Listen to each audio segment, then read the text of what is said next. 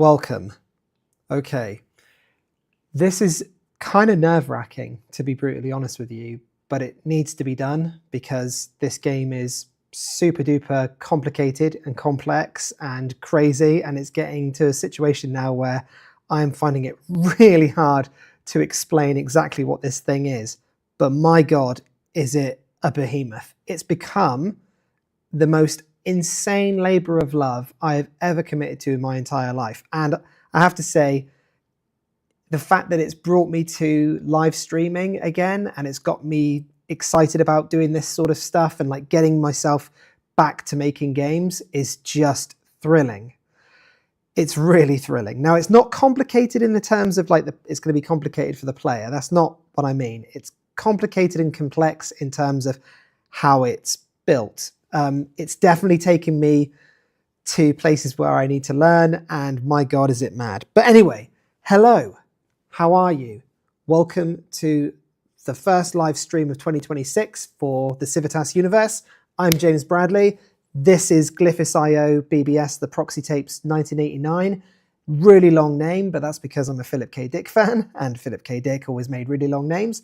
And yeah, really long titles for his books, I mean. And yeah, this is it. And I hope you are interested in this. Oh, hi, we got Baldina 943. I'm really excited for it. Yes, great. Okay, cool. So I'm going to show you what it's all about. We're going to have a little scan of the code, just the main Python code for the time being, because that's what we've got set up here right now on the screen. There's so many different libraries, different settings. I'll explain more about the game as we go through the game so you can kind of understand where we're going with it. This is very much pre-alpha, so it's going to take a long time for me to finish this. Already I've got so much stuff. I don't know if you see on this whiteboard here, but that's one of the challenges that I'm currently working through at the moment, the school hack challenge, where you get to use the modem on the OS to get into a school, change the grades of the hackers in your team or in your squad, and then kind of work from there. Let me know if you can hear me in the chat okay. Hopefully you all can. I haven't actually tested the audio properly yet, but I've got my thing on it. It's got a green thing on it, so that should be okay. But yeah, let's dive right in. So this is the initial code base, and as you can see, we're quite big right now. We're up to, okay, we are up to 9,223 lines of code on the main Python page. So, oh, good afternoon, Big Knobber. Yeah, good afternoon. Big Knobber 98. Good to see you, Dan. Good to see you. Great to see the people in the chat. It's really great to see you. It's been a long time. Should have left you down on me to step to. As you can tell, I'm getting very excited. Anyway, so yeah, this is just the main Python document, but we've got, I say document, the main Python script, but we've got so many in here. Now I'm going to show you the next bit, which is OS mode. So OS mode is our other section, which is the actual operating environment, the operating system environment for the Bradsonic 69000, which is the computer that you use in the game. Now this is up to, yeah, that's up to 11,000 lines of code. So we've been on a journey. I started working on this, I would say, sort of around November time, and it got really intense over Christmas as I was developing the games within the BBS itself, but I'm very pleased with how it's turned out. So what I'll do is I'll just quickly launch it from here and just show you how it launches and where we're at right now. I'm working through the game concurrently, so I'm going through the levels. I'm designing the levels as I play the game. So I'm going through each stage, and how I design computer games, especially like I did with the Mysteries of Profundum, I'm using something called tokens, where the user or the player on the back end will have a series of tokens, and if they achieve a certain thing within the narrative, they get a token for that particular narrative. Now I'm currently on school hack number 2. I've just reverted it back to 2. I went to 4B, but now we're back to School Hack 2, which is actually a part where we're about to hack a school and get into their terminal system and start changing grades. It's very rough around the edges. I will show you that at the end of this live stream, where we're at so far.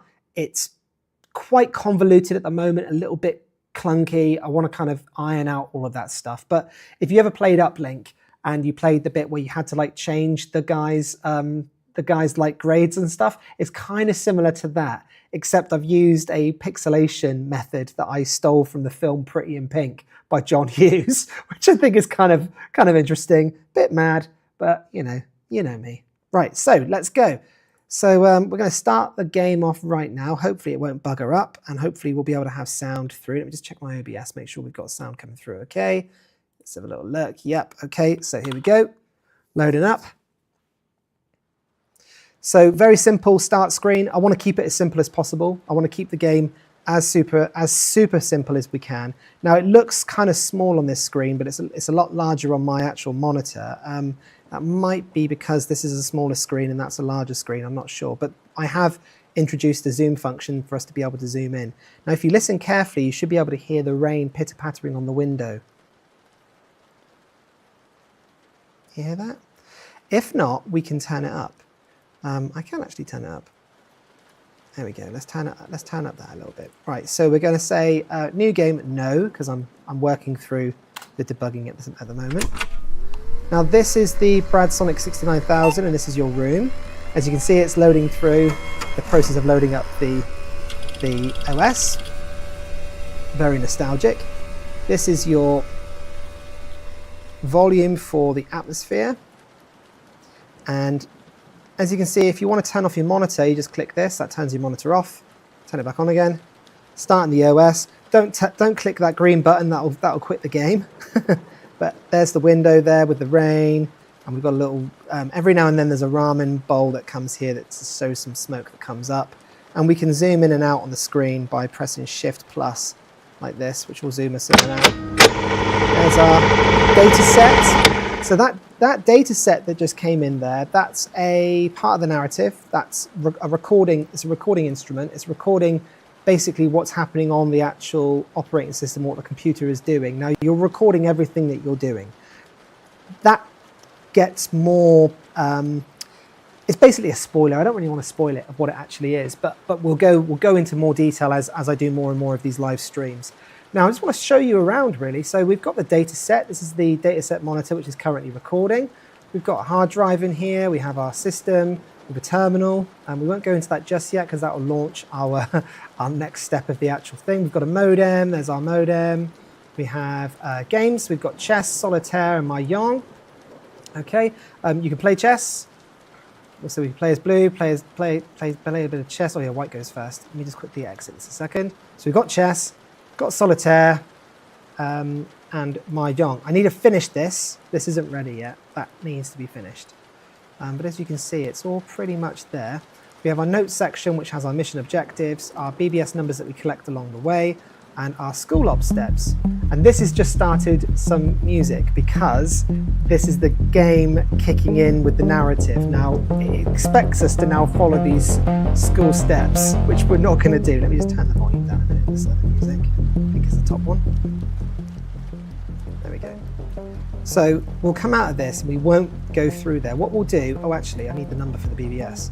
What we'll do is we'll dial into Glyphis.io BBS, and then from there we will play some games, which I've already made and I'm kind of a little bit through. So we'll see how that goes. So 0345 72 8891.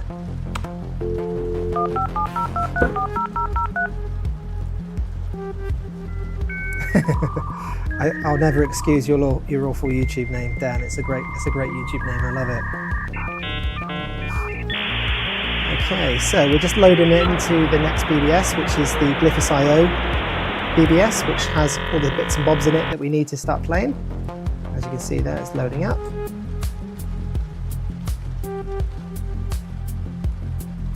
Here it comes. So like a classic BBS, you have your ANSI art that comes through and your ASCII art on the text, and that loads as you would scroll normally. But what I've done is I've put this in and then I've got it as like a banner, and it kind of rolls up and then it tells you to press space to log in. Now there's a parrot. Parrot is because we're crackers and Polly wants a cracker.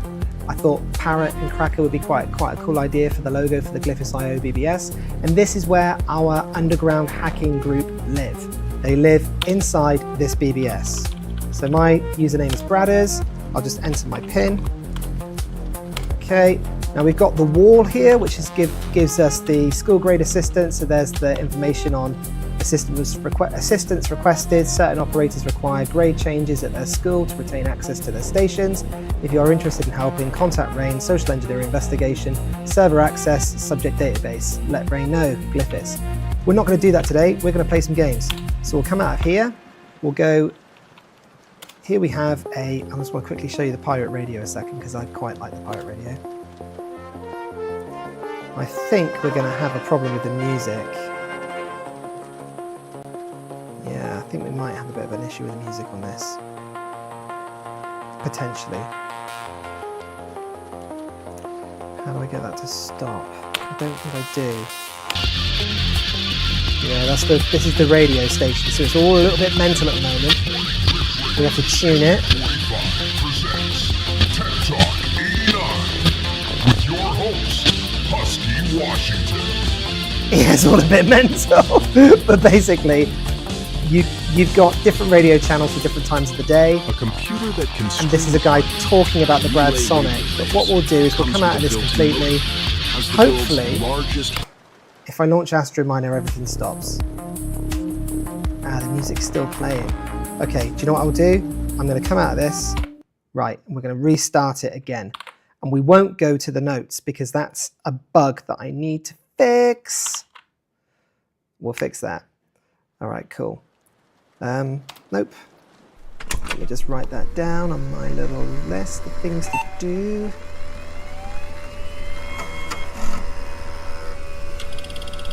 Okay. When the music is playing for the school hack operation. If any other music is detected, it must cease. There we go. Alright, cool. So we're back in again. So we're not going to go to the notes section, we're just going to go straight to the modem this time. And we're going to, oh, hang on, I need to go to notes. I need to go to BBS numbers. There we go. This is careful. Here we go. So just to show you a little bit, these are all of the BBSs that we currently have set up on the game. Now, as you progress through the game, you get to discover more and more BBSs. You get to discover different hacking groups. You can hear BBSs be sort of advertised on the pirate radio station broadcasts, and it all feeds into the world. You've got Paper Crane BBS, which is ran by a musician called Miyazuki, and she is an underground music artist, and she's got Paper Crane BBS set up to show old stories of Japan, because in this game it's an alternate Japan where America actually annexed Japan in a much more aggressive way and took away the Japanese culture completely and utterly wiped them out, in a sense that their culture was totally erased. And the hackers are all going against this, so they are trying to bring back the old Japan. And what the catalyst in this alternate history was that the Emperor Hirohito and his entire family were at Hiroshima Castle when the bomb dropped on Hiroshima. So what had happened was that the entire imperial lineage had been wiped out in one massive atomic bomb. Boom, they're just gone, completely gone. And with that political vacuum, the Americans took over and kind of ran the country whilst it was in a state of shock and disarray. But they kept hold of it because of the fact that the Japanese consumer market is very first adopting. And you've got American companies like Intel, Motorola, Texas Instruments, there's Microsoft, IBM, all of these big computer companies suddenly get access to the Japanese market. Now, if you know anything about the Japanese computer market, you know that they were very much export, but not much in terms of import. They did do a few things with Microsoft. They had the MSX computer and stuff like that. They had a few things like I think IBM got in there somehow, but Fujitsu certainly, and Hitachi and Panasonic and Sony were the big players in Japan, and the Japanese market was billions. It was a huge market for consumer electronic goods. Now, if the Americans take over Japan and have full access to it, what could that create? And in my imagination, it created this. And these are the hackers that are going against it. So it's a fun little thing. So yeah, let's just get this set up. So basically, what we do is we go to the modem. Thanks, Dan, for your kind words. Go to the modem and we'll just type in 0345 72 8891. And we'll log back into Glyphis.io BBS and we'll play some Astro Miner, and I'll show you what Astro Miner is all about. Hopefully you'll enjoy it. We've got Astro Miner and Cybertrain to show you today, which should be quite fun. Yeah, I'm excited. The nostalgic hits of a late 80s, early 90s modem. You can't beat it. It's just fuzzy wuzzy, you know? Now, we've already done this bit, so I can actually skip it and go straight to authentication. So Bradders, pin number, okay, access granted. All right, cool. Now we'll come out of the wall, we'll go straight to games, and we'll go to Astro Miner. Here we go, we got some music. Now, I don't know if you guys know much about David Braddon. He's the guy that created Elite. He started off doing games on the BBC. He made Elite, then he made Frontier Elite 2. And he had a lot of work with early 3D, sort of pseudo 3D 2.5D models. And one of them was Lander on the Acorn Archimedes. Now, it was a demo that I absolutely loved, and it was mouse controlled, where you would push for thrust, you press space to do laser beams, and then you kind of like, I know you don't press space to do laser beams, that's this game, but then you have to try and land the vehicle, and it's really hard to land. Now, I thought I'd take aspects of what I loved about that game and what I loved about Elite and put them together into one game. Now this, what you're seeing right now is the whole, let me get the mouse a second. Oh, the mouse goes for this game, of course it does. So everything you're looking at right now is Python, apart from Astro Miner, that's C++. Now this is a C++ game working inside a Python wrapper using the library Raylib for the 3D models. Now I've got a PNG on the screen right now, and it changes PNG when we go up and down like this. That's controlled by C++. Now if I go to a new game, it tells us, let's see if we can zoom in here a second. Welcome to Shinjuku Station Spacer. You need a laser and a collector to mine effectively. While you can't afford to upgrade your thrusters yet, make sure you choose an asteroid with low gravity. Asteroids are always moving, so fuel required distances will always be changing. Head to an asteroid on the prospect map to launch. Get valuable gossip and asteroid data from the drunk spaces in the bar. Commodities is where you sell the stuff you collect. Be careful with a full hull, your ship gets heavy. Out here in the Oort cloud, it's dangerous. Once you're dead, Spacer. So it's a little bit interesting. Now this is our space station, which is the Shinjuku depot, and we can go and have a little look around. So we've got our asteroids that we can choose from, we've got our shipyard where we can buy stuff, we've got commodities where we can sell things at the mine, we've got our bar where we can buy drinks. So if we buy a drink here, buy another drink, buy another drink, buy another drink. Oh Dan, you had Lander on the C64. Oh yeah, nice. So if you buy a few drinks, after a heavy drinking session with some of the Spacers and fellow miners, one of the guys let slip of a secret gravity well operated on asteroid B. Gravity reduced from 38% to 33%. That's good news. But we're going to try and get to the shipyard and buy what it said at the beginning, which is a laser. That's our laser. Now we need a collector, which is that giant magnet, which is B there. Get a collector. Now ship data is saying that we're okay, we've got plenty on our hull and we've got plenty on our fuel. So we'll go to the prospect map. I think we'll have a look at A. So we've got 10% chance of getting good stuff on this asteroid. Fuel required is 25, gravity is 25, so it's an easy asteroid, but it doesn't produce a lot of stuff. Whatever, Trevor. Let's just get in there, shall we? So I can show you guys the game. So let me just zoom out a second so I show you how it actually plays on the Brad Sonic as well, as we're sort of zoomed out. So if we just hit launch, it says get ready. Left mouse button is thrust, mouse is move, right mouse button is your yaw, so it does this. Right mouse button does this one way, press it again, it does that way. Space is fire the laser, and the guide is very simple. Laser the rocks, observing closely for debris, collect, fly close, slowly to collect it. Exit, enter the red gravity reverse tunnel to leave close proximity orbit. Left mouse to launch, warning, gravity can overpower your ship. It really can, especially if you get heavy. So let's give it a go. Here we go, we've launched. Oh yeah, we're up. So as you can see, it's a three-dimensional world. We've got our ship in the middle here. I'm moving it around the mouse. It's quite fun. And then to blast rocks, we use our laser, but it's kind of tricky. Now, if I just do this, come on, nothing there. Remember, it's 10%, so it's the stuff that breaks tends to be the stuff that, it's got a 10% chance of holding anything if we get it. So it's so tricky to do this. Anything there? No, nothing there. And obviously our laser overheats.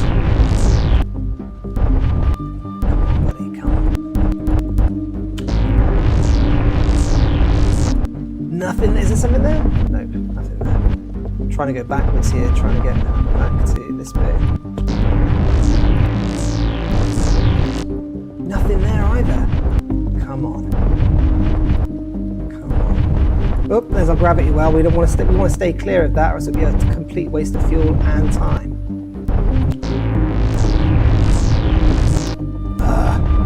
Alright, let's go somewhere cool.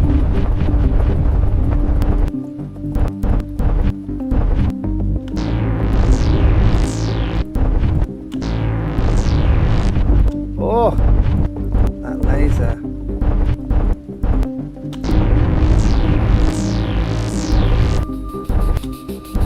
Okay, come on. Nothing there. Wow. Why does this always happen when you're showing a game off? Come on, come on. Oh! Bit of a crash there, bit of a smack onto a rock. Alright, let's leave that cluster. Over here, around here. Oh, there we go, we got some. You hear all that cracking then? We've got some, so we're going to grab that. Oh! We don't want to crash. Now we see that we're super heavy now, so we've got to try and get back to our gravity well and get out of here, because if we take on any more, this ship is going to be too heavy and we are going to crash, which happens a lot in this game. I think my mini-map's a little bit wonky. Got the... Oh no, it's okay. It's okay. To fix that, I think it looks a bit pointy on the front. Go around the wrong way. Make a note of that. Okay, come on. Where's the gravity well? A second now. There it is. Oh. Get in there, mate.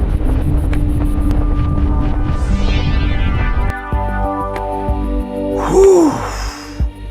Back to Shinjuku, Hiroshita Station we can't go to, haven't got enough fuel, and Nagato's Halo we can't go to either, we don't have enough fuel, so we'll go back to where we were. Okay, and as you can see in cargo data, we've got water ice, lunar regloth, hydrocarbons, cryogenic fluids, and helium-4 isotopes. So we will sell these.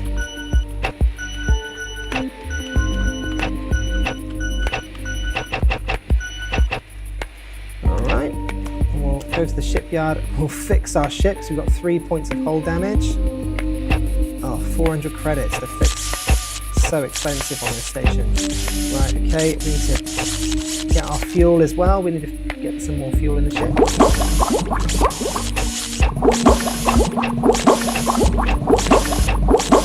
Alright, that's full, and we've got remaining credits of 481. So I think I'm going to go to the bar now. buy the guys another load of drinks. So B prosperity is increased from 22% to 33%. If I remember, it had a very high gravity of 30%. So if we can,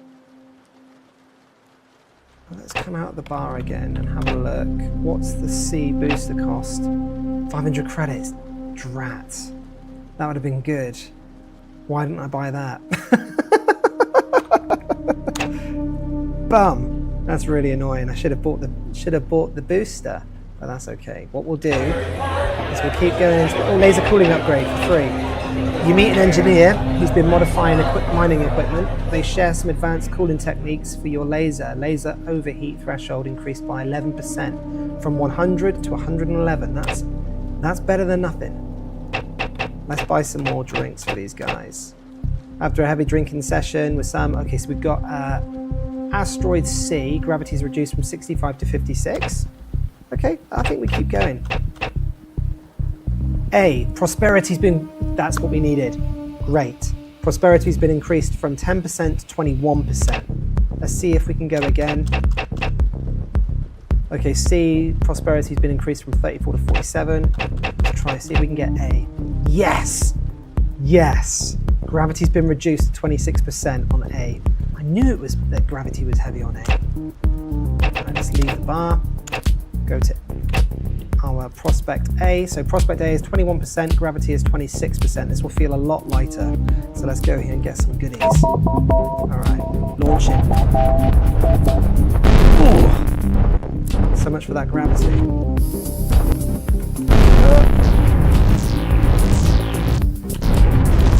Oh, there we go. Already got some. We just come back. You see it all moving around there? Okay, that's cool. That's good news. Let's try and get some more. We can. Nothing there. We're looking for the big teal blocks and that sound, that kind of like.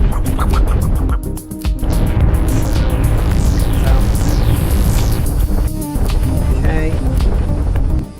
Come on, buddy. Right, nothing there. Yep, there we go. Okay. Alright, we're full. Oh my goodness, we're so full. Right, okay.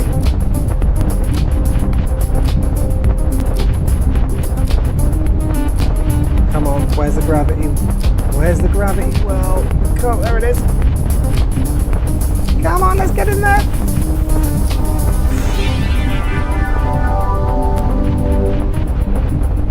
Be too heavy for it. Don't be too heavy for it. Oh, we're too heavy for it. Hang on, let's see if we can get right in there and go fast. Let's try and jettison ourselves up. Come on. Come on. I don't want to be stuck here. Too heavy. Need a little, I think I probably need a thing to jettison, maybe. Maybe if we do this on the rock. Come on! Okay, let's try and get as high as we can. Here we go. Here we go. Trying to get as high as we can. Oh, he's just dipping.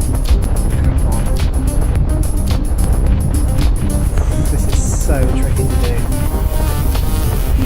It's literally getting towards it and starting to bomb it down. It's so annoying. Please! Oh, I'm getting stuck. Good afternoon, Mike. How you doing? Good to see you, buddy. Really good to see you. This is Astro Miner, and I'm currently stuck in my own game, obviously, because that's how I roll. Come on. Yes, we made it. We made it. Needed a flick to propel ourselves up because we were too damn heavy. Okay, back to Shinjuku Depot. All right, cool. From here, we want to do some selling of our commodities. All right, let's do some selling of our commodities on this. So we're going to sell some water ice. There we go. We're going to Sell our lunar regloth, our hydrocarbons, our cryogenic fluids, our helium, our hydrogen isotopes.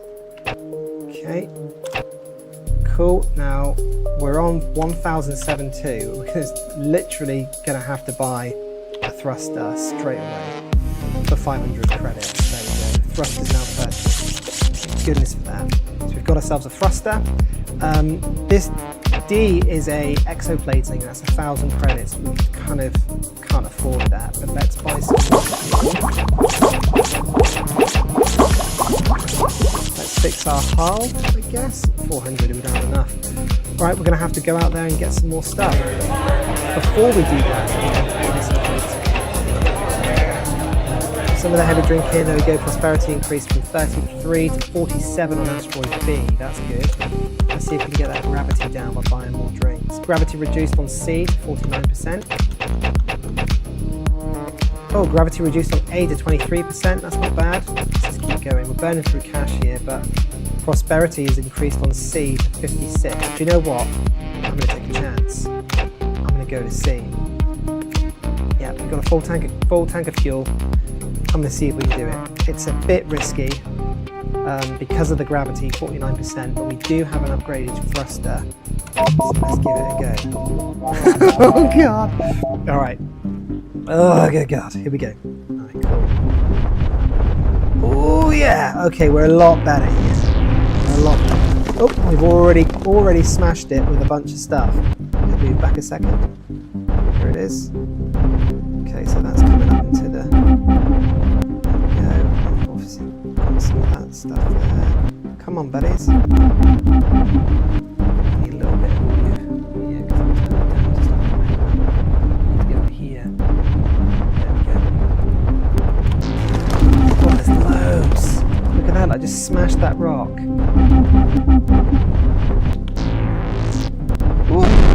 Oh, we're full. Our fuel's full as well. Okay, let's get into this. Ooh. Okay, no problem with our new thruster. So let's head back to A. Commodities, let's sell our water ice. Sell our regloth, hydrocarbons, cryogenic fluids, arcanite. Okay, cool. We need to fix our hull. Our hull fixed, we need to refuel. And that leaves us with 60 credits, but we might be able to get something from these guys. So prosperity on B has been increased to 52%. Well, let's have a look at B a second. Prosperity on B is 52%. The prosperity, yeah. The prospect is 52% for asteroid B. C is 56%, 49 for 42. Let's go for asteroid B and see if we can get some more stuff. Let's see how that works. Whoa, okay, we're good.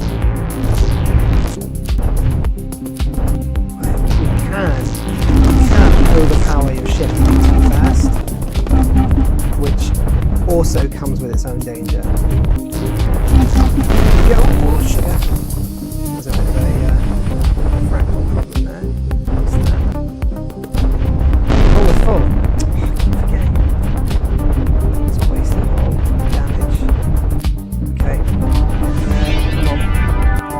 Right, we can go to Hiroshita Station now, so we're going to head to Hiroshita Station, which is a completely different place, and we'll go there and we'll be able to buy decent upgrades, different upgrades, and maybe sell things at a higher cost, which is pretty damn sweet. Alright, cool, so we've ran out of fuel, and now here we go. Now, I can't remember the name of this shape. It's a pectologorhedron, something like that. Pretty damn cool. Took a long time to build that thing, I tell you, it was broken non-stop. Here we go. Great, so we've leveled up. Your influence in the bars across the Orc cloud has increased. You're now a junior miner. Keep at it and you'll become a legend spacer. Okay, now the end game of this, the end, what's the word? The end, I guess the aim of the game in this is to basically level up and get as many credits as possible whilst leveling up. You get extra points for your rank plus extra points for your credits at the point of your death. You do die in this game, and the player with the most amount of points will go onto the Steam leaderboard for Astro Miner. So, and it's a leaderboard actually in this game as well. So all of these games within the BBS or within the Bragg Sonic architecture that you crack, because this game is a game that you actually have to crack the copy protection code on first in order to play it. You actually get put onto the global leaderboard, and that's shared across Steam and displayed within the game, which I think is kind of fun. It makes these types of games worth playing, not just because they're really, really fun to play. All of that plasmatic diamonds, amazing.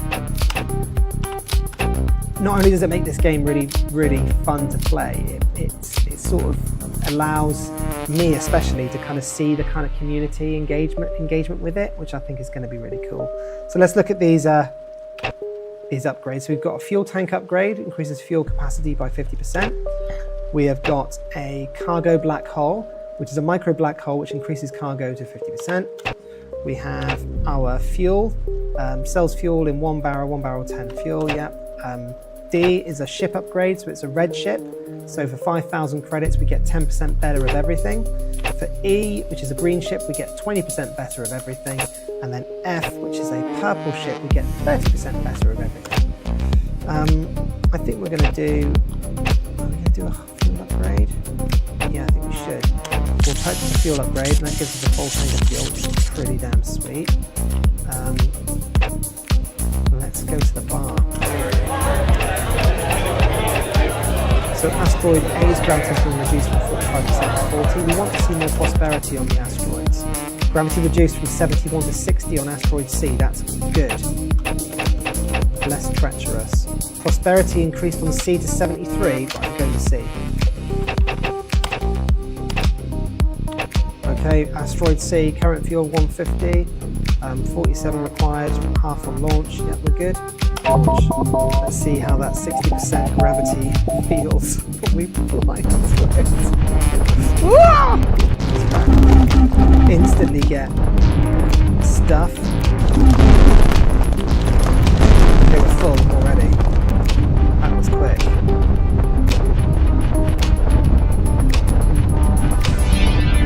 Okay, cool. Oh, we can go to Nagako's Halo. Now, let me see. Yeah, let's go. So now we're in Nagako, which is pretty sick. So we've got our commodities which we can sell.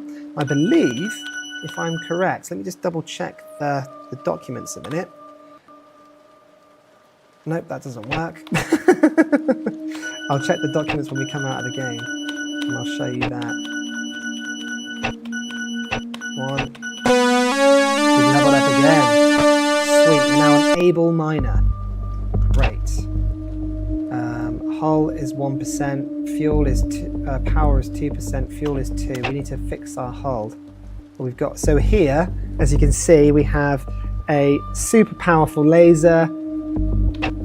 That's advanced laser that blasts more rocks. B, we've got a better collector, improved collector with better efficiency. C, we have 60 credits for fuel. D, we've got time displacement diskette. Saves at this point, so we can purchase a save, so we can save our position here. E is our gold ship, which is 50% better everything, that's 15,000 credits. And F fixes us with 10 hull points. So I think we're going to do that. Fix ourselves up, and then we're going to buy our fuel. Okay, D to save, 1,000 credits. Yeah, we'll purchase a save state. Great, we've got our save state done. Now we've got 1,000 left. Advanced laser, yes. I don't know about the advanced collector just yet. Let's go back to the network with traders, 100 credits. Yes. After a heavy drinking session with some of the spacers and fellow miners, one of the guys shares valuable mining insights about asteroid B. prosperity increased from 65 to 80% on asteroid B. Wow. Let's go to asteroid B. Let's do it. 80%, gravity 68%. Let's launch. Ooh. Ah!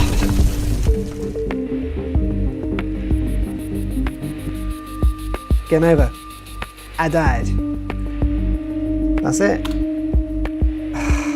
And now I am number 4 on the Astro Miner leaderboard. Bradders, able miner. So I managed to get to Chief Miner, as you can see there, score 60,740 points with 121,000, is that one? No, 12,148 credits. Not bad. So yeah, that's Astro Miner. I thought I'd show you that because I think it's kind of cool. And let's go back out of this. Let's quit the game and go back to the BBS. So here we are in the BBS. Now, because I pressed F4 in the Astro Miner game, as you can see, it's loaded up a bunch of documents on the right-hand side.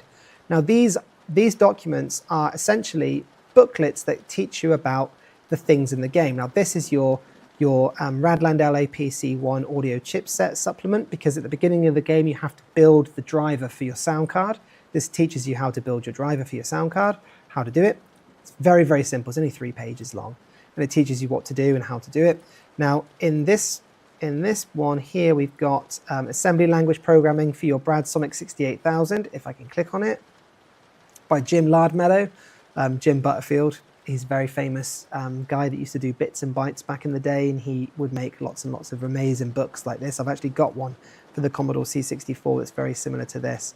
But this is the book that I wrote that basically teaches you the very, very basics of assembly language programming. This game holds your hand all the way through the assembly language side. I've actually narrowed down the machine because the Brad Sonic has a single accumulator, which means that it goes. Many other computers have lots of different registries or registers inside their CPU architecture. And the Commodore C64, for example, has the accumulator, which is the A register. It has the X and Y registers, which are your math registers, and then it has your. I think it's got more than 3.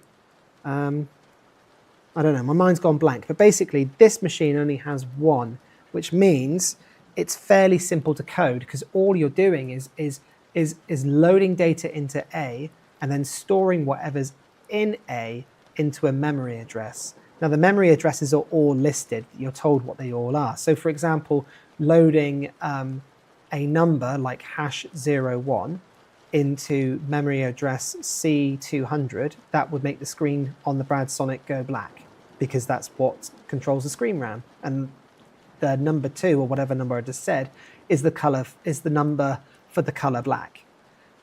It's kind of that simple. It's just code. It's just like, well, that's the code to do that, so you just type that code in and that's it. It's done. There's no complicated mathematics or anything like that involved. It's just moving data around the system, moving the electrons within the Brad Sonic and stuff, and that's kind of how it works.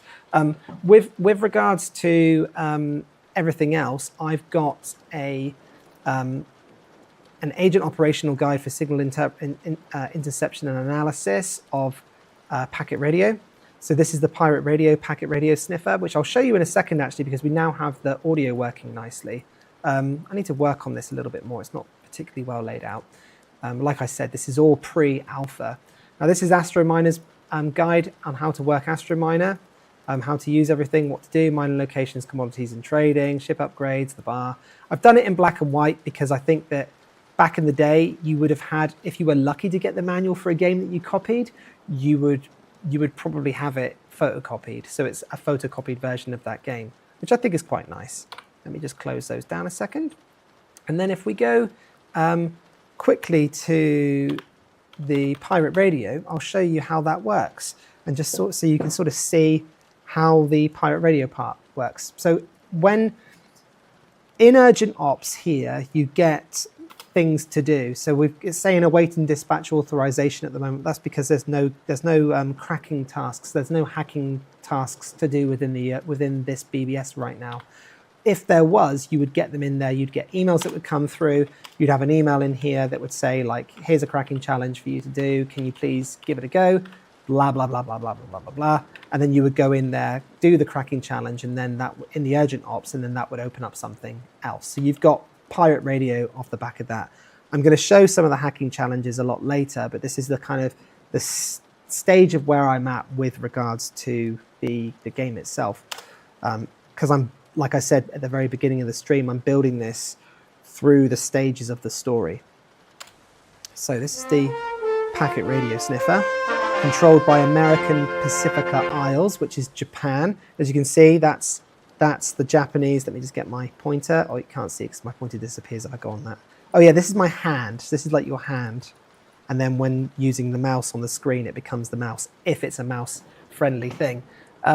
For all of you wanting to know how to get off of this screen when you get the game, you just press space, and then we've got the pirate radio channel streaming live through the American Pacifica Isles sniffer program, set up to find banned pirate radio stations, but re-engineered or reverse-engineered by us, the hacking group, to actually relay pirate radio stations and increase the broadcast ability of banned radio waves. So if we go to somewhere like the echo chamber, for example, as you can hear that, it's all a bit rubbish, but if we tune... Yeah, granted, you have to jump through a few hoops, and this is a $2,000, but we got it. If you've got a system with a modem that's designed to stream, I hate that word, broadcast, yes, broadcast the official message of Pacifica, then you have a tool perfectly capable of accessing a treasure trove of programming guides and cracking games. A banned book, one of the many hundreds. So this is a pirate radio station for the Echo Chamber BBS. Now, when you listen to this radio station, they give you the number of another BBS called the Echo Chamber, which you can go and check out yourself on your operating system. So I don't want to spoil it too much, but we will go check that out now. And also, whilst you're on the BBS, it actually plays. So you can see their external comms, radio tuned to 15,050 kilohertz. But if we log out, it disappears because we're back onto our OS with our mouse. Let's have a look at the Echo Chamber BBS. So as you listen in the game to different things, or you engage with other parts of content, or you achieve different objectives, and you get emailed information, other BBSs will become available to you to go and check out. So we can go to the Echo Chamber, for example, 0757.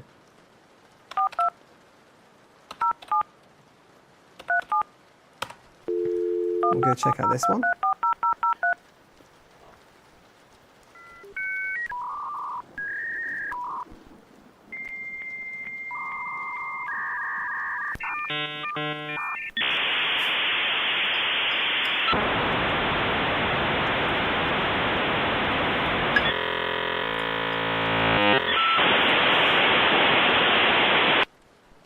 This one has its own vibe. It's nice. It's a nice... So we've got banned ASM tutorials, we've got underground programming forums, darknet files, system ops, and we can log out. So we go to darknet files, we've got ASM reference card, RF shielding guide. We can download that, and it goes into our file system that we can then read later. All files encrypted, handle with care. And then we've got need help CRT timing on custom PCB. So there's like different requests and stuff that you can see on here. It's kind of fun. Then we've got banned. So stealth techniques, how to go into a system and be stealthy, and how people can kind of like not notice you, which I think is kind of sweet. Just log off of that. So that's Echo Chamber, pretty rad place. Let me try Paper Crane. So 08277 341 945.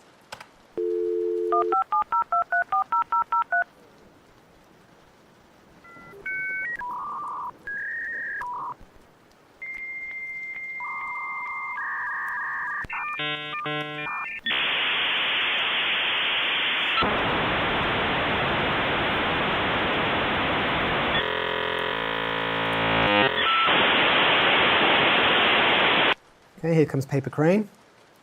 This is the Paper Crane BBS that's ran by Miyazuki, who also calls herself Paper Crane. There's a little bit of a story there, which you'll find out as you play the game.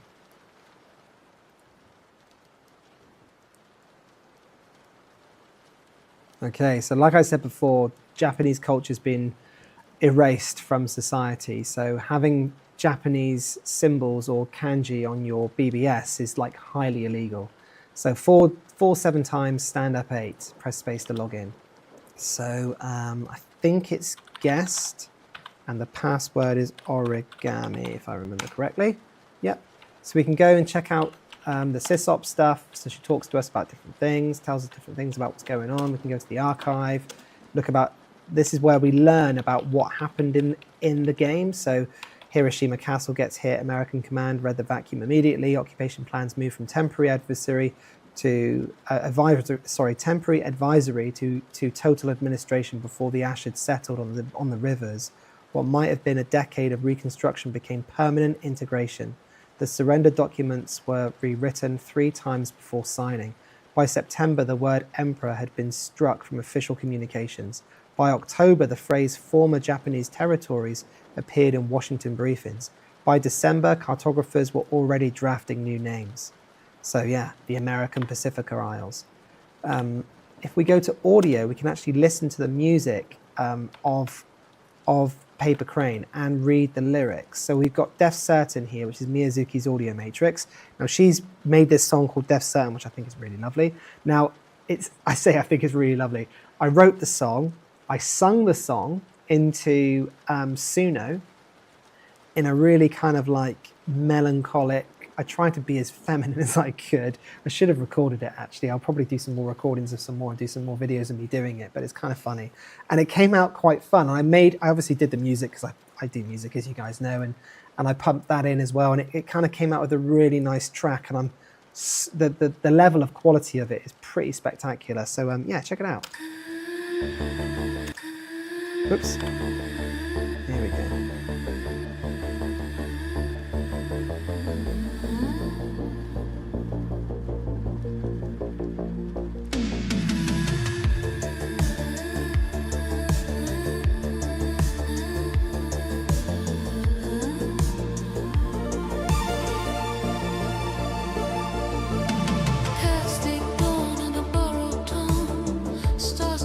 In my mouth again, I learned to pray.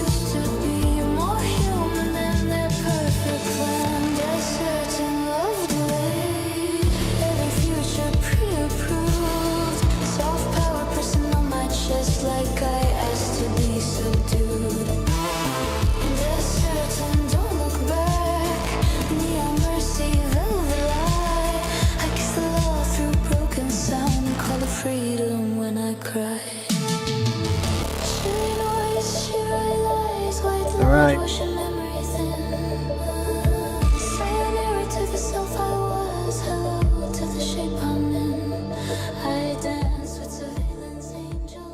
Okay, so I'll just turn that down a second and come out of it a minute just to kind of give us a little less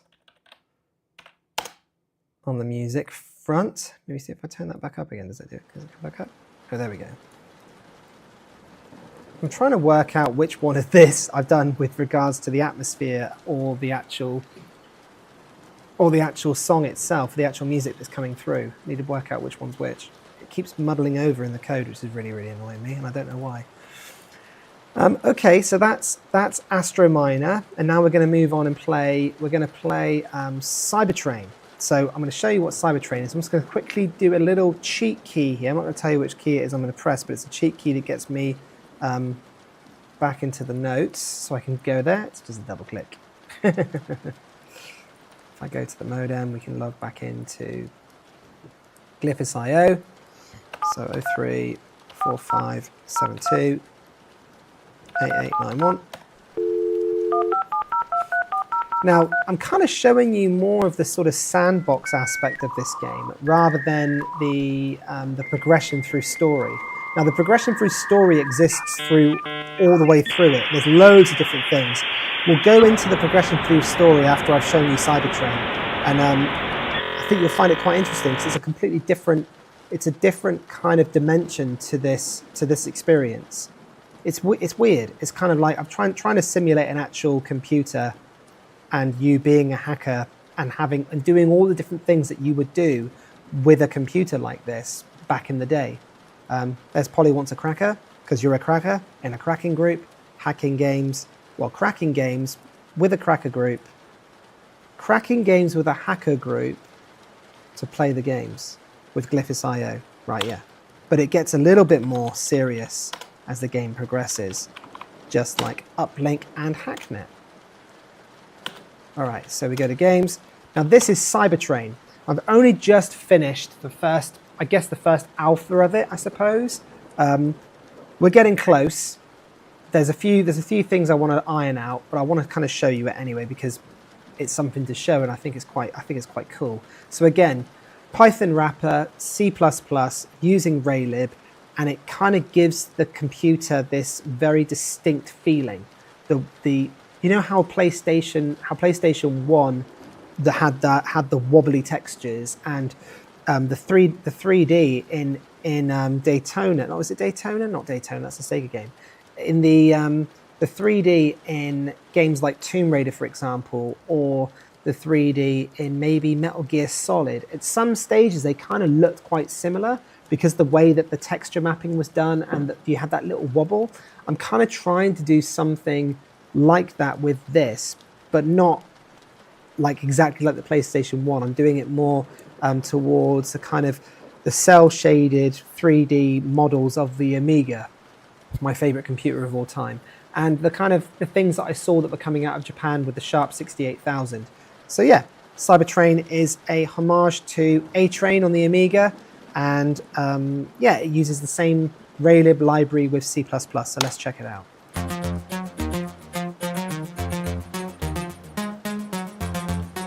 Yeah. Oh, hey, DJ Psycho, yeah! Good to see you, buddy. This is Glyphis.io BBS, the Proxy Tapes 1989. Good to have you here, man. Good to have you here. How have you been? Hope you've been well. So press space. So the game, let me turn the music down a second. That's not the music. That's not the music either. Let me turn the audio output down slightly. How's that? There we go. That's better, isn't it? Now I can do this as well and turn that down too so it doesn't come through the speakers, it doesn't echo so much. So you're the newly contracted grid runner. Let's zoom in a second. So let's do that. So you're the newly contracted grid runner for Quadron City's transit network. Jack in, lay down the rail links, build silos containing the various human, transhuman and AI situated at the various clusters. Route the cargo and survive the punishing upkeep across 6 in-game years. Your net income dictates your starting on the global leaderboard.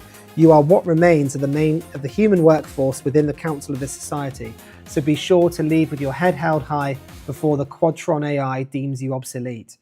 Now, this is the game that I have been wanting to build for ages.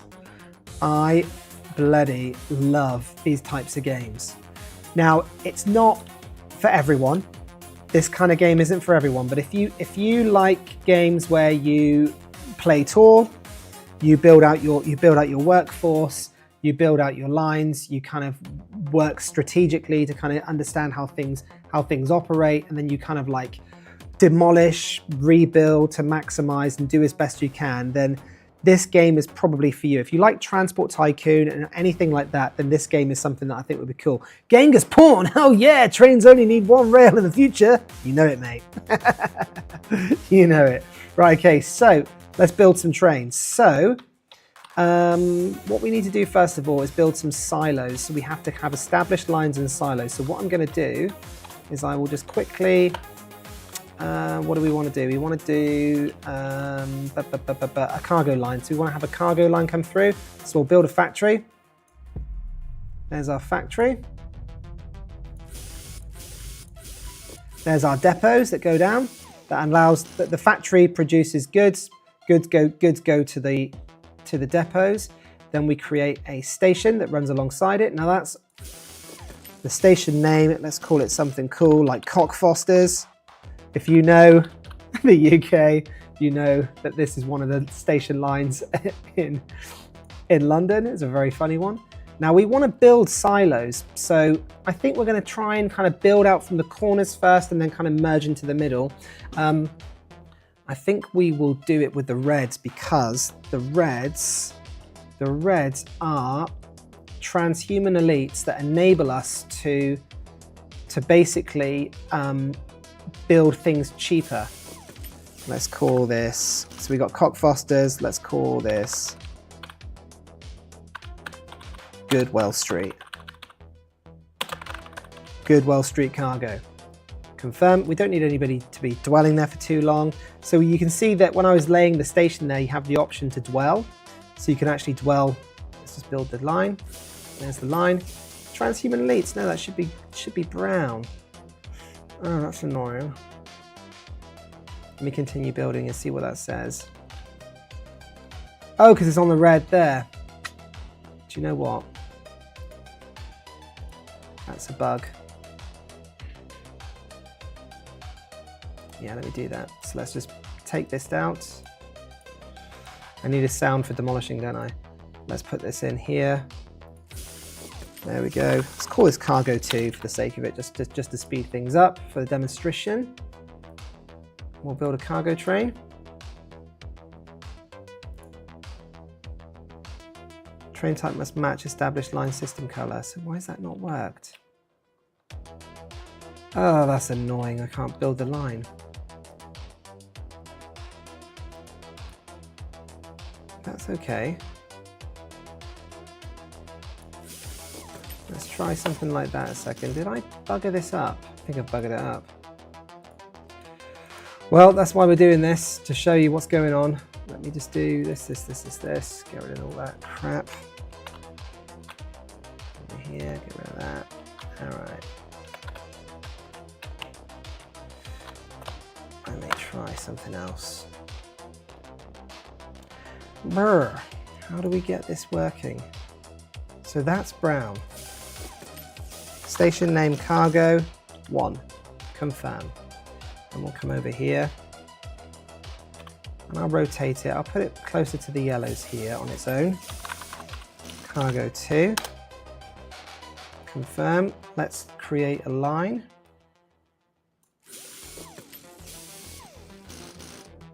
Build junction, do not build a junction. Let's just do that. Yeah, there we go. So for some weird reason, there was some sort of mishap there with the thing. So this is the cargo line 1. Let's choose our color for the line. Let's go brown for cargo, but a darker brown. Now, we now place, in order to create a working line, we need to have a train on here. So we will build a cargo train. I'll make it 3 carriages long. I'll stick it there. So a silo's been created. Now commodities trading is now available because we've created a cargo train with, basically we're moving commodities around the map. So now we can actually buy commodities in the stock market because we've done this. However, the stock market doesn't get unlocked until we build a yellow established line with a yellow silo, because the yellows are the corporate executives that need to move around the map as well. So we'll build a section for them, and then we'll connect them to the cargo cluster, and that will enable us to open up the stock market and actually buy and sell commodities, which will enable us to make money. Okay, so we got that, cool. And then we ride the train a little bit. It's my fun part. I think this is really quite nice. We do a lovely little bit of running along with the train here through the city. Now, once you've built your city, this is kind of cute and kind of fun. I mean, back in the day, I would have loved a game like this. I would have absolutely have loved a game that you did this. I mean, this is, I don't know if you remember Dungeon Keeper, but Dungeon Keeper had a very similar thing where you basically could go into the minds of your minions and look through their eyes, which I thought was really, really cool. Now I need to put some depots here, so the goods that are being built by the factory can get dropped off. I'll just increase the time period. Oh, DJ Psycho, doing good. Really, really wondering how you will be able to play Civitas Nihilium inside of this game. Is it still a thing? Yeah, it is. Yeah. You can play Civitas Nihilium. It's a 52 card game that I've done using the classic King, Queen, and Jack model. I think it'll be quite fun. It's going to be an OS-based game, very similar to Solitaire, and it kind of, yeah. I mean, I don't want to say too much about it. I want to kind of keep it quiet so it surprises you. You remind of Simcopter. Yeah, kind of like Simcopter. Yes, exactly. Very, very similar to Simcopter. So what we're going to do now is we're going to build a yellow established line here. We're going to move. This is going to be Elites 1. Let me just get close. Here we go. Elites 1. We're going to build our track coming up here. Okay. Oh, we're a little bit slow when we go in, aren't we? This is a bit of a frame rate. Is this a frame rate issue? I can't tell if it's a frame rate issue or not. I don't know. Let me come back. I'd like to speed that up if possible. Let's put another track just here. Call this Elites 2. Confirm. We'll go a bright yellow. Elite and execs short. That's the name of that line. We'll establish that line, and then we will build our train. So our yellow train goes on there like this. That starts moving stuff. Now we need to establish a bureau here. Now the bureau is a building, and it can only be built based on a series of factors. First of all, it must have an established yellow line running through here. So this established yellow line for a yellow bureau, an established yellow line must be going through there. Now, it also within the outer ring, there has to be cargo. Now there is cargo here for a floor. We can increase the floor by pressing B for more bureau floors. That's too many. We don't have enough cargo for that size. We don't want to build a huge one because they can be quite expensive. So we'll just have this for the time being. Maybe that one will be good. And then what that does is stock and commodities market is now unlocked. Yellow requires a yellow train, yellow station, and a bureau linked to that line by inner ring station detection. More yellow silos reduce market chaos. So the more we build bureaus like buildings within our clusters of our stations, the more we can reduce costs of buildings if we're doing the reds, increase productivity in our factories if we're building magenta, move cargo around to build bureaus if we're building brown. I think we unlock the stock market and reduce chaos with the yellow, and I think the orange is increased bureau productivity and revenue, and blue is increase something else, I think. But let me, oh, here we go. It's going to run the train. I'm just going to quickly check it a second and see where it's at. DJ Psycho, sweet. Yeah, sweet. Lovely to see you guys today. It's really cool. I'm so pleased to have you guys on the stream. It's a real treat. I'm super excited with this game. It's cool. I'm enjoying it a lot. Okay, so we've got that set up. Let's come out of that view a second and let's go over to the stock market. So we've got synthetic concrete from our actually it's a pretty good time to buy because it's down 13%. So we'll buy some synthetic concrete. How much money have we got? Got about 2,000 credits. We're getting low on money. So we'll buy that. Now, as you can see, other sections are closed because we haven't built silos for these specific areas yet.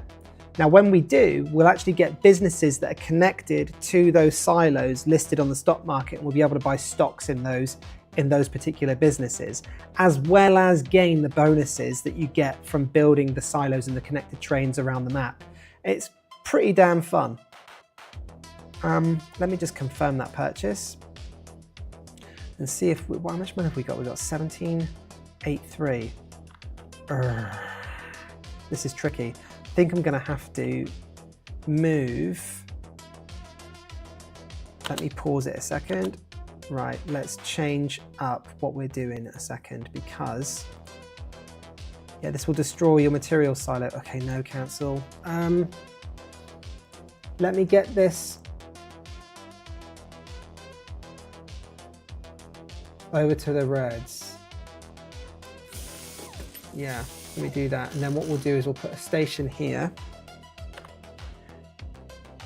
Oh, we can't afford a station. Oh no, we can't afford it. Shit. Anyway, let me just. What was the zoom in and zoom out again? What is it? It says it on here. I've forgotten what it was. Was it Alt and Shift? No, Alt. No, that's zoom in, zoom out like that. What was the one that did? Let me press H for help and find out. So space cycles game speed, quick blah blah blah blah blah. T enters track mode. Da, da, da, da, da, da, da. Left and right is a pan camera. Shift plus left rotates. Up down pans forward and back. Shift up down changes altitude. Okay, shift up down. Shift up down.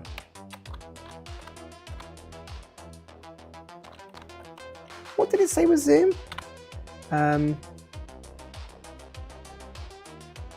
Up, down, pans forward. No, okay, we've got it, that's fine. Let's just have a look. So a line becomes established only when connected station counts reaches 2 or more.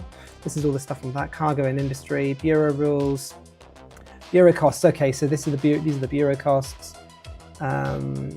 I've not really followed the rules here properly. I say not follow the rules, not follow the strategy properly, but there is a clear strategy to this game. It's kind of a puzzle that you've got to kind of unlock as you play through it. And it's become very, very cool. So yeah, this cost control, 6-year run book. So basically, when you get to the 5th year of the game, it's the last year to sort everything out before an AI takes over you. And when that happens, your score gets added to the global leaderboard on Steam, and then that gets reported back to the global leaderboard within this game. And then you get there's always a running global leaderboard when playing it through Steam, which I think is really, really fun. Super, super fun, in fact. Yeah, that's Cybertrain. I would love to show you some more of it, but I've ran out of money. Even though my net worth is 100. Let me see if we actually make cash a second. I know what I'll do. I'll destroy my expensive things. So I'll destroy the factory. I'll get rid of this line. Yes, demolish the line. Oh, look, the keyboard buffer. That's all the keyboard buffer. Let's just continue building. So we're just going to destroy everything here, because this all costs. Nope. Destroy that. Yes, remove line. Oh my goodness, continue building. So I've demolished. That's a bug. There's a lot of bugs in this. I got to figure all of that out. The line stuff doesn't help at all. Oh, I've now lost the commodities as well, haven't I? Yep, okay, I've completely screwed it up.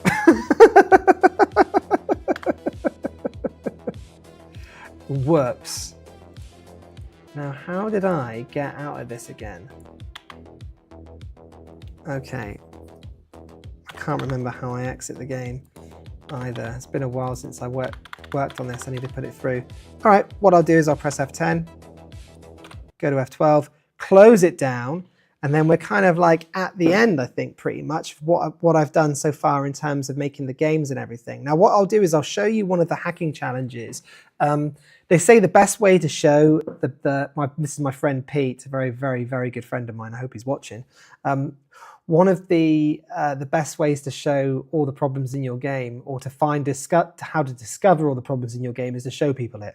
So today we've got quite a good list of things that I need to fix. So let's have a look at this a second. We'll go back into the game itself, Glyphis.io BBS, the Proxy Tapes 1989. And what we'll do is we will load it back up, and then we'll head in, and I'll show you where we're at right now with regards to the school hack challenge. Like I said at the beginning of the stream, we are pre-alpha. Like, they've not even gotten to alpha testing yet at all. I haven't finished the storyline of the game. This is as far as I've gotten. As you can see, I've got in the top left-hand corner, there's the mouse movements of where the mouse is on the screen, BBS window, and the frames per second being monitored. This is all debugging, all for me debugging the actual game itself. Oh, let me move that. I was trying to move my actual image then. If I move that around, you can see I've got a little bonsai tree there in the corner. There's the data set. Again, we're recording, because this is the proxy tapes. So we're recording the activities of you with the hackers for reasons to be explained or discovered when you play the game.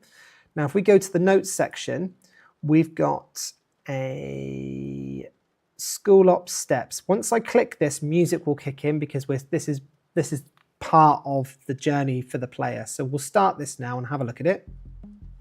There's the music. Pretty cool. I'll get it like that. Let me know if the music is too irritating or not. Now, what we've got to do, the school ops steps has just been told to us by email from a hacker called Rain. Now, in our notes section, this has been pre-populated by the ghost user, because every now and then the game will take over and will create notes for you. You've got your mission objectives overall, and then you've got your BBS numbers that get added every time you discover new BBSs, and then you've got your school ops, which is like the things to do. So this is it within that challenge. So it's telling us to go to our desktop, HDD, which is our hard drive, system terminal, and type file system start. Open locale protocols file and find switch region string. So the string period sep. So get admin command, and then we found all of this before, but I'll just show you where that is. So we go into this.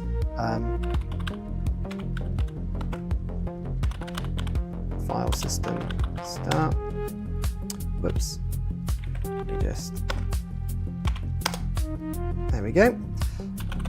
What's in there? So security, CD, security. Now I've got this working just like a Linux terminal or a Windows terminal. I'm using different things. You can use ls to list. You can also type in dir to list as well. Now we want to go into the locale protocols.brad. And then inside here, if we scroll down, eventually you will see the information that we're looking for. Now, all the information in here is in-game information. If I just zoom in a little bit, you see everything that's actually in the game itself. So that zoom, by the way, is in-game. So it's something you can do in-game and go in here and have a look. But you just imagine, right, you're vibe coding, right? You're hunting through data, you're finding information. I'm trying to make it easier, because I always make things super duper blimmin' hard and crazy. So, as you can see, we have a little glow going on this line. So admin subset, we've got username is the word general, and password are the two words hyphenated Louis Sonic. Louis is the name of my son, and Sonic is the name of the general who got given Brad Sonic from Panasonic. So it's all a bit of a mishmash of alternative history and my internal family. So if we come out of this and we go to exit. if we now type in what they said, admin subset, we should be prompted to give a username and password. So the username was general, and the password was Louis Sonic. Now we get given a Brad Sonic admin security situation here. So what we need to do is go into either we can perform a factory reset, which we shouldn't do at any, if we look over here in the steps. Whoops. Oh no, hang on a minute, because I'm zoomed in, it goes weird with the mouse. So the steps is saying no factory reset. So region change, America mainland. So we want to change to the American mainland. So if we just, let's make it a little bit easier and quicker on there. Close that, get that window open, close that one, go back to the terminal. Okay, so we want to go to region detection. Okay, and we're currently in a restricted capacity with the American Pacific Isles, but because we've managed to locate the admin password for our machine, we are now unlocking our computer and giving ourselves full access to all its bells and whistles. Now, we want to change it to American mainland. Now, if you remember, the story is that America has completely taken over Japan. And with that, they are controlling the youth. They're controlling the consumer aspects, the consumer attitudes. They are controlling the entire political narrative. Part of that is restrictions on hardware, restrictions on accessibility to things like the BBS networks and everything like that. Hence the reason why there's pirate radio, hence the reason why there's crackers and hackers on BBS networks. They're a quiet rebellion through code. And this is the kind of the first initial step that the player takes in order to rebel against the system. And it all starts with the region detection. So we switch. So system set to new region. Now you see here, when I did that, the email just popped up. So we just got an email thing here. So if we double click on this, we now actually have an email client that we can now use. Now you can use email inside the BBS, inside the Glyphis BBS, but only to the hackers within the Glyphis BBS. This is actually external email, pretending that you're emailing from the American mainland, which you're obviously not. Now, if I just go back to our notes, it tells us where we are so far. So we open email on desktop, send Rain at cyphernet.net, subject I'm in, wait for Rain's reply. So if we go to compose, oh, I'm clicking on the background thing now, aren't I? Yeah. So if we go to compose, as you can see, it's already sort of pre-written the to address. So it's Rain at cyphernet.net, subject I'm in, just letting them, okay, I'm in, US mainland set as my current region locale, what are your orders? So we'll just say, okay, I am in US mainland mode. Yippee. We can do that. It's pre-written, so we can follow it through, but we can also send this as well. So that's done. Now, do you remember how emails used to work back in the day? You had to actually connect to do a handshake with the email server to find out if you had any email left for you, and also to send email as well. So we'll just do that now. We'll connect. Let me close the thing down. Here we go. We'll connect here. So we'll dial our send and receive. And this goes through all the different checks that a 2400 baud modem would do whilst playing some sweet tunes. Yep, DJ Psycho, it's going to be available later, mate. It should live on YouTube forever, I hope. Hope so anyway. So you can come back and check it out. Yeah, please do. And leave comments on the video, because that helps the algorithm. Let me know how you feel about it afterwards, once you watch it through and stuff.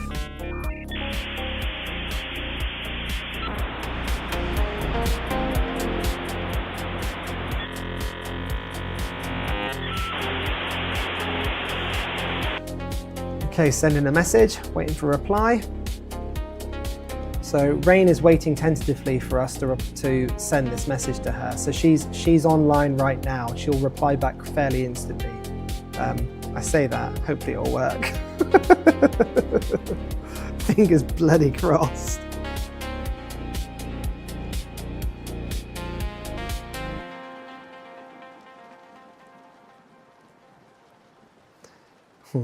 You've got mail. Yay, we got mail. Perfect. So we'll go to our inbox. So Rain has replied back to us. Okay, nice work, Bradders. So you're looking at what the kids get over in the mainland. I don't know for sure, but I think US models of the 69,000 have different games installed. Take a look in the games folder to see for yourself. Oh, let's have a little look quickly. Let's see what's in there. What is this? Oh dear, oh dear. Do we double click it? What do you think, chat? Do we double click it? Right, okay, so we'll carry on with the story. So basically, different games installed, take a look. Here's what we need to do next. The school's front desk. So basically, the story here is that, let me just take the sound down a second. There we go, let me take the sound down just a little bit there, just to make it nice and easy. So the story is that we are going to go into Tokyo High and change the grades of the hackers that are in the school. We've got the names of the hackers. Now, this is literally at the edge of where I'm working at right now in terms of this social engineering challenge. We need to basically email the school and pretend to be the telephone company and get the lady on the other end of the telephone to give us the number for the server room. So we can then hack into the database, find the report cards of all of the hackers and change their grades of English and US history. Boo! Because they're getting C's, because they don't care, because they are rebellious and Japanese. So we want to kind of like go in there and change their grades and get them all like exonerated. Isn't the right word, but that's the word that came to my head. And yeah, and then basically that would be that challenge or mission in inverted commas completed. I've only gotten up to the point where I've built the database to get into the school. So we'll get to that and then we'll call it a day on the stream. So we'll have a little look, shall we? So let's have a little gander. So we want to open settings on this mail client. So let me read this out first. So I've done the bit about the games. Here's what we need to do next. The school's front desk handles all the phone systems, reception lines, fax, and whatever they've got running in the server room. We need the modem number. They won't hand it over directly. The university that oversees all computer systems there has told them to keep it confidential, but they will hand it over to the telephone company. Open settings in this mail client and do 3 things. Change mail from address to region-support@telco-relay-bradsonic.net. That's what will show up as the sender. Change display name to telco relay engineer. Set X signature footer to exactly regional line test in Bradsonic telco array. Then go to compose and send to reception@tokyometro-high.edu.api. API doesn't stand for what API normally stands for. API stands for American Pacifica Isles, which is the name of Japan in this alternate 1989. It says to us, write something official, quarterly line testing, schedule maintenance, risk of disruption if they don't cooperate, ask for all numbers, main lines, fax, any modems or server room lines, sound urgent, sound like a telecom tech, not a hacker. Glyphis, this is the leader of the hacking group, Glyphis thinks the receptionist is in early most days and tends to leave late, but not too late. Email her between 7 AM and 9 PM for the best chance of a reply. If it sounds urgent enough, she'll respond. Once you have the numbers, try calling each one. The modem line locks out during school hours. The database syncs with the university and the Pacifica government network during the day, so the line will be busy while school is open. You'll need to call outside those hours. Wednesdays after 6 or before 9 AM. Weekdays after 6 or before 9 AM. Weekday after 1 PM, Saturday after midday, and Sunday anytime. When the connection goes through, the network status in your health monitor will switch to connected. That's this thing over here. That's the health monitor there. Network will switch to connected. Email me straight away with the subject line connected, then wait for my next message. Good luck and thank you. So a lot to do, but this is one of the advanced games, so we've got to do it. Yeah, Genghis Pawn, checking it out. Right, okay, so let's get on with it. So what we do is we go to settings. Let me just make sure I get this right. This is like the second time I've ran this through. It's full of bugs, but we will iron them out. I say we, me. So region-support@telco-relay.bradsonic.net. Okay, let's have a look. Let me zoom in a minute. Region dash support. What was it? Region dash support at telco relay.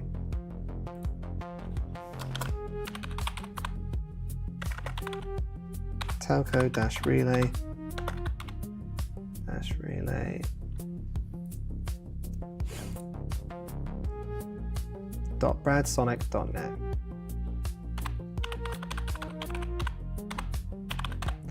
.bradsonic.net. Okay, and then it says our display name needs to be, change our display name to Telco Relay Engineer.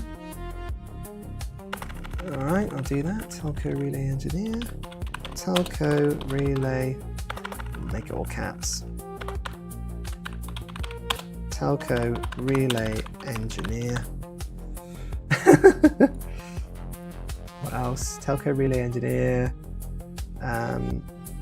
Regional line testing, Bradsonic test. Regional line testing. Let's get that bit done first. Yeah, let's delete this.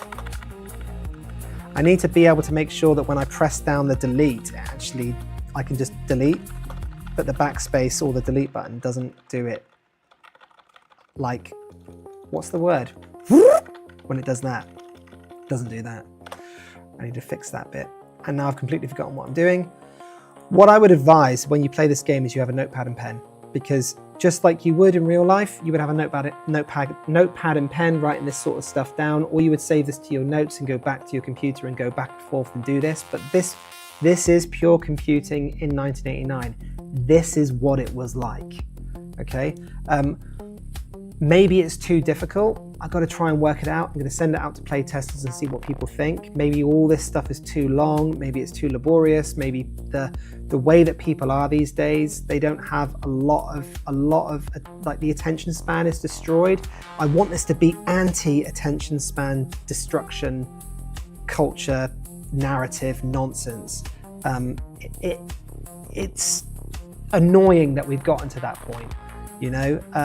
My children can't watch TV shows that are like He-Man from back in the day, for example, because it's not moving as rapid or as fast as the new content is. I'm trying to train their brains, but it's taken a long time to get it right. But yeah, this is my protest. This game is my protest. So, where were we? Yeah, lack of attention. I've just literally forgotten where I am. Right, okay, so X signature footer, what's it telling me to change it to? Regional line testing, comma. Okay, cool.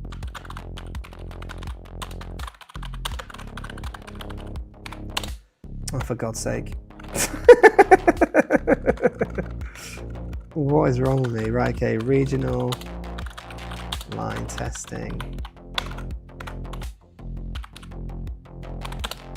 Line testing comment. I think it's just Bradsonic. Bradsonic Telco Relay. Oops.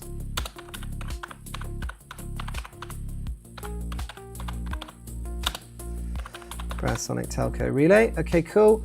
That all looks good. I think we're done there. Let me look back on our 3 steps. Then go to compose and send to reception at tokyometro-hi.edu.api. Okay, sweet. So that's definitely done, all right, isn't it? I don't want to mess it up. That looks all good to me. Then compose. Okay, great. So this works. We've now got our compose in, so we can say, as you can see, it's all grayed out for us to type it in. I might do this actually in the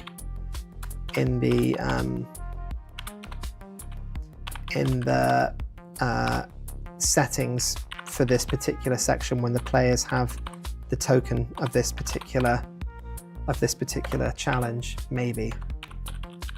Or maybe have it as an option for players to have it turned on or turned off.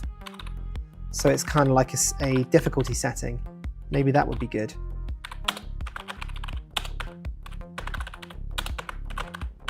Okay.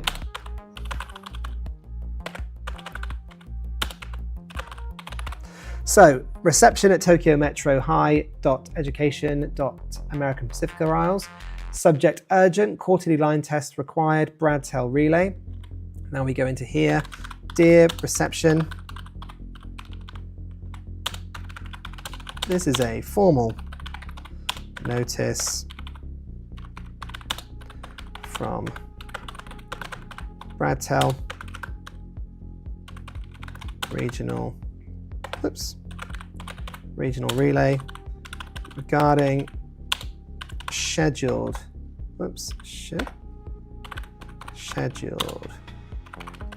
quarterly testing of all telephone lines. Please provide all extension. Now you can write whatever you like on here, provided that you say something to the effect of, please provide telephone lines, basically. We can write whatever we like, provided that we get certain keywords in. So, and modem numbers. I'm just going to say and modem numbers because I think that's a key, well, I know that's a key phrase. And then to avoid, and we want the word avoid, and we want the word service, AVOI, avoid service disruption. There we go. We can send that. We'll just go many thanks. Gary. Send. So that's gone. Now that's in the outbox. Now remember, we have to send it just like we did in the olden days. We've got to send it. So we'll dial up. We'll come out of this for a second. Go back to our standard screen. And we're going through the process of sending and receiving. If you remember back in the day, you send and receive emails. Pretty fun, pretty cute to do, pretty cool. I enjoyed it very much. I say I enjoyed it very much. It was exciting. It was a thrill to find out if you whether or not you got an email or not. It was kind of cool. I loved it.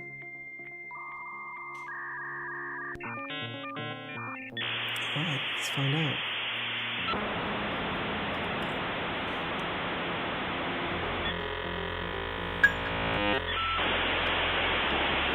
Send them one email, checking for new mail. No new mail, connection complete. Okay, so it's been sent now to her. We've got nothing in our inbox. We've got our rain email in our inbox, that's it. We'll try connecting again. So let's do send and receive. Dial. Let's see. What time is it? It's 5 o'clock on a Wednesday UK time. The game time.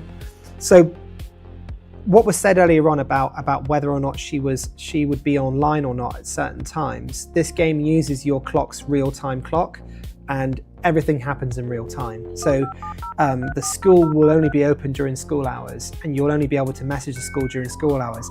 The cool thing is though, is that in Japan, Saturday mornings, schools are open and this receptionist works till 9 o'clock because she's a hard worker. So she's working there till 9 PM.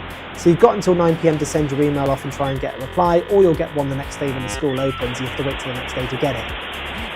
Hey, we got mail, perfect. So she's replied back. That's awesome.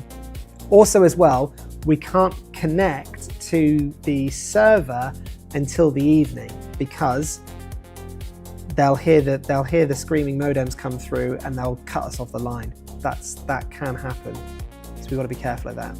So, okay, urgent, so here we go, what she said. Thank you for reaching out. I've received your maintenance notice and I'm happy to assist Bradtel with the quarterly line testing as requested. As per your request, here are the phone system numbers for Tokyo Metropolitan High School. Please note these are for authorized Bradtel relay testing only. All right. So main school reception, primary line is that one, main office fax machine is that one, and computer server room, the data line is this one. Nobody here really uses this one. The IT room has been locked since last spring. I think the university sends someone over occasionally to do computer things, but honestly, I have no idea what goes on in there. It's in our records, so I've included it. Please let me know if you need anything else. Best regards, Ms. Scotty McPherson, School Administrator, Tokyo Metropolitan High School. Now, why does she have a Western name? Because the Japanese language has been erased from existence. There are no Japanese names in Japan anymore. America has completely taken over, and the American Pacifica Isles is a totalitarian regime based on Western ideals and Western culture. It's gone nuts. It's fun, but it's also pretty dark. So we've got our numbers, sweet, server room, that's it. So what we can do now is we can go to, what do we do now? Let me go back to the inbox. What did Rain say? Rain said once we've done it, once you have the numbers, try calling each one. The modem line locks out during school hours. The database syncs with the university and the Pacifica government networking during the day. So the line will be busy while school is open. You need to call outside those hours. When the connection goes through, the network status in your health monitor will switch to connected. Email me straight away the subject line connected, then wait for my next message. Okay, fine. So we'll call these numbers first, one by one, and see what happens. I don't think I've got the number arrangement correct. I say number arrangement, the what you hear correct on these, but we'll just try and see what happens. 033741 5079. Invalid number. Is it? Let me try again. 033741 5079. Oh, we got it. I think that modem scream's coming a bit too early. That's the correct dialing out for Japan. That little that's happening there.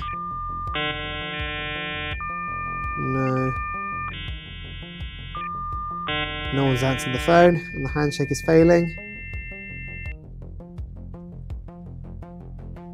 Yep, that failed. Okay, we'll hang up there. Nothing's going on. So we'll now try the next number, which I guess is the office fax machine. 033741 5069. Yeah, that's coming in way too early. I need to change that. I need to change the earliness of the screaming of the modem. Yeah, that's not worked because it's a fax machine. Okay, cool.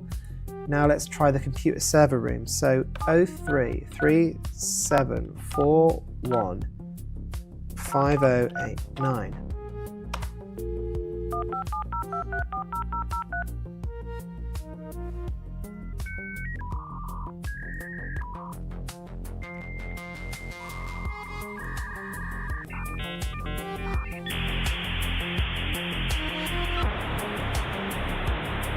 Okay, host Tokyo Yamato High. .edu has been connected. Sweet, this is looking good. Looks like we're in. All right, cool, now let me check. So she said once, so we've got into the server, well, we're connected, I think. Rain says once you're connected on the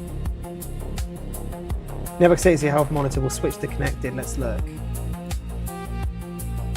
Yeah, connected, great. Our network is now connected, we're in. So what we now do is we send Rain a message. There we go, subject connected. I got the numbers, now what do I do? Here we go. I got the numbers and I am connected. Let's go! Send. All right, now we need to do can we do this at the same time? Can we dial out on two ports? We need to work that out for immersion's sake. Not sure. Dial tone present, carry the detect ready. Okay, maybe not. Dial tone.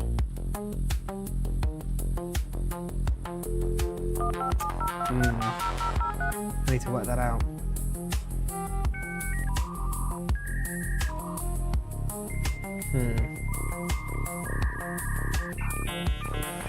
Yeah, this is a break in the immersion for me because we should be able to. We can't if we get the number. Yeah, I think maybe don't connect. I think we disconnect to reconnect. One new mail found. Okay, cool. So we've got mail.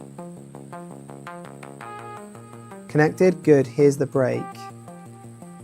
Here's the break in. Okay, sweet. So are we still connected? Yeah, we're still connected. Okay, so I need to figured that out. But basically, perfect, Bradders, that's exactly what I needed. Now we move to the actual server line. Use the server room number the receptionist sent over, not the main desk and not the fax. Watch the health monitor and wait until the network status switches to connected. Okay, I need to move that out of the initial email so we don't get this crossover because it's immersion breaking. The narrative doesn't work quite well there. After that, open the BradSonic desktop terminal. Use the admin path you pulled out of locale protocols and choose the connected node handshake route. That should put you in front of the school student database. And here's the funnest part. My computer science teacher literally joked the other day about how insecure the school server is. He basically gave the game away in class. Username, admin, password, password. So seriously, that's what they use. If he was right, get in, change the records we discussed and get back out clean. Go for it, Rain. All right, sweet, let's go. So we'll do what she said. We'll keep the modem going. And what we'll do is we'll go into our HDD, our system, our terminal, close the background stuff, don't need those open. All right, so if we remember, it's admin, subset, username is general, our admin password is Louis Sonic. We want to go to handshake connected node. Okay, Wolf Pro BradSonic Telebase, Tokyo Met High, student record environment, loading directory map, verify Telebase node ready, enter to continue. So password is admin, sorry, username is admin, password is password. That's literally how things were back in the day. That is genuinely what it was like. People's passwords were password. So we've got attendance records, we've got report cards. We want to go to report cards. All right, here we go. Here's a report card coming through. Penelope Pierce. Now I've not moved this around and changed stuff up or anything like that just yet. So I apologize for the lack of movability, scalability and stuff, like the way that the boxes are kind of like overlapping the words. I need to make sure that that's wrapped maybe longer because we've got plenty of space there, haven't we? Reveal could go in there. ID 10F BradSonic Masonic reveal. That's the PNG file name. The ID should be something different. I'll give that a unique ID name. Yeah, let's keep moving through those so you can see them. So this is Penelope Pierce. I think a lot of these people are going to have the surname Pierce. We'll change that. Owen Locke. Okay, there's Owen Locke. His attendance is 86%. There's Owen Locke there. As you can see, they've all got Japanese faces because they're all Japanese. And we have to go in and change their dates. Quintin Locke. Yeah, Locke and Pierce. We want to find, where is she? Jacob Bishop? No, Jason Bishop isn't one of them. Darren Bishop, no, Bishop. Oh, there we go. Rosalind Cloud. This is Rain. This is who you've been dealing with. And as you can see, her English is C, her history, US history is C, her American Pacifica Politic is A, well, she's doing well there. She's got mathematics A, science A, physical education A, computer science A, art A, and elective music, I think that says, and that's an A as well. We have to change her English to A. How do we change? Oh, there we go. There we go. So those have been changed. Bertie Vandengate, that's one of our other hackers from our list of people. There he is. As you can see, they're kind of punks. They're like cyberpunk kids. Let's change his. Let's give him an F. No, let's give him an A. Cool. Go to US history. Give him an A. All right. And we've got Beatrice Pierce. She's not one. Jason Canderton. That's Jax Cando. Let's change his. Whoops. To an A. And his US history to an A. Perfect. Escape, go back. Any attendance scores? I feel like they're coming in a little bit slow on the mosaic animation. I need to change that on the GIF that I've built for each of these. But it's kind of cool, isn't it? Looks kind of smart. Oh! Shutdown system makes us quit. So we'll come out of that. Exit. I think we're done. And yeah, that is as far as I've gotten, really, pretty much with the game. I say that's as far as I've gotten. There are other things that I'd like to show you later, but that's going to be for another stream. I just want to kind of like get your feedback, really, get ideas from you, get thoughts and feelings about where you feel like this game could be going, where it could be fun. Yeah, I've got the narrative down, I think. I'm going to, if possible, build a basic programming language that links into Lua and Python, but at the same time is very, very beginner friendly. So you can actually design your own viruses on the desktop here with the help of an NPC in the chat space. And then you can administer those viruses to various government organizations. Because the school hack is just the beginning. It goes up and up and up and up and up until it goes to like nuclear sites, the Pentagon, you name it. It gets gnarly. So that's what I've done. And yeah, thank you very much. I am so thrilled that you guys came onto the stream. We've got 30 views, 2 concurrent viewers. Thank you so much. And yeah, domo arigatou gozaimasu. Mata ne. Perfect.